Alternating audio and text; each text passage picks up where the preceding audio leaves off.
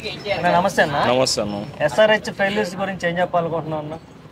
వాళ్ళకి self over confidence ఎక్కువైంది అన్న, ఫస్ట్ థింగ్ అది. ఎందుకంటే ఇప్పుడు ఓడిపోతున్నప్పుడు దానిలో ఫ్లాస్ మనం తీసుకొనేసి దాన్ని ఓవర్కమ్ చేసుకునేసి ముందుకు రావాలి ఫస్ట్ థింగ్.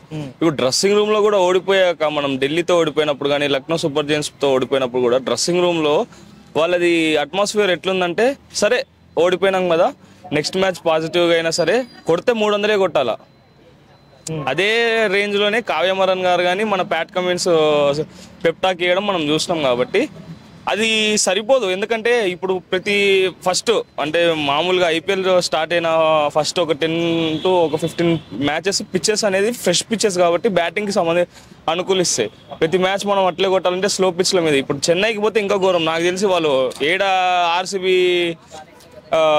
లీస్ట్ టోటల్ కూడా వాళ్ళే ఆక్రమిస్తారు. ఎందుకంటే హైయెస్ట్ స్కోర్ రికార్డు ఎస్ఆర్హెచ్కి ఉంది కాబట్టి లోయెస్ట్ స్కోర్ రికార్డు కూడా ఎస్ఆర్హెచ్కి వస్తుంది. అంటే ఆ రేంజ్ బ్యాటింగ్ సరిపోదు. వాళ్ళ స్ట్రోక్ మేకింగ్ వాళ్ళని నమ్ముకుంటే అంతో ఎంతో వస్తుంది స్కోర్. ఇప్పుడు వైనాట్ 300 అనేది ఫస్ట్ నుంచి ట్యాగ్ లైన్ పెట్టుకొనేసి మన దానిలోకి రావడం జరిగింది ఐపీఎల్. అది సరిపోదన్న, అసలు కుదరదు అది. లాస్ట్ ఇయర్ పడింది సరిపోయింది ఉప్పల్లో, నిన్న ఉప్పలే జరిగింది. పిచ్ ఏమైనా అసలు ఏమైనా గ్రౌండ్ లో ఓడిపోవటాన్ని ఎలా చూస్తావు?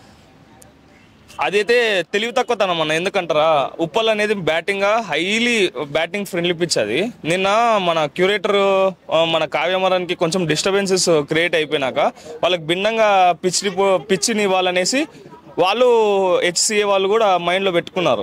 నిన్న మనం చూసినట్టయితే 152 కొట్టింది మన హెచ్ఆర్హెచ్. అది ఉప్పల్లో. అసలు నన్ను అడిగితే ఉప్పల్లో బ్యాటింగ్ ప్యాడ్ ఎట్లా 286, 287 వరకు చూసినాం మనం స్కోర్స్. కొంచెం కావ్యమరానికి మన పిచ్ క్యూరేటర్కి హెచ్సిఏకి వివాదాలు ఉండడం వల్ల వాళ్ళు కూడా మనసులో పెట్టేసుకొని ఇది జరిగింది.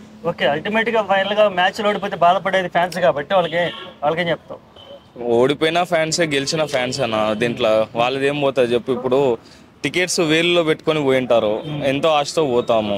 ఆడ కరెక్ట్గా మ్యాచ్ జరగకపోతే కూడా ఇబ్బందే కాబట్టి నన్ను అడిగితే ప్లేయర్స్ అన్న, ఇప్పుడు ఓడిపోయినప్పుడు దాంట్లో ఉండే ఫ్లాస్ మనం తెలుసుకొని దాన్ని ఓవర్కమ్ చేసుకొని ముందుకు వచ్చి నెక్స్ట్ మ్యాచ్ పుట్అప్ చేయడం నేర్చుకోవాలి. ఓడిపోయినా సరే మళ్ళీ 300 కొట్టాలనుకొని గ్రౌండ్లోకి దిగడం అనేది మాత్రం ఖచ్చితంగా బ్యాక్ ఫైర్ అవుతుంది.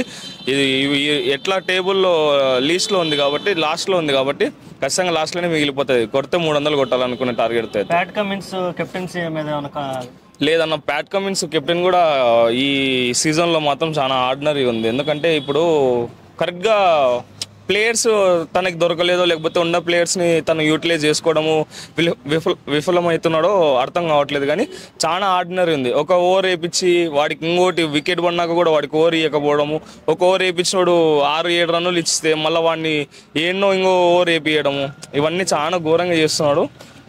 ఇంకా చూడాలన్నా, ఇంకా అయిపోయింది 5 మ్యాచ్లే కాబట్టి నెక్స్ట్ మ్యాచ్లో ఎట్లుంటే చూడాలి.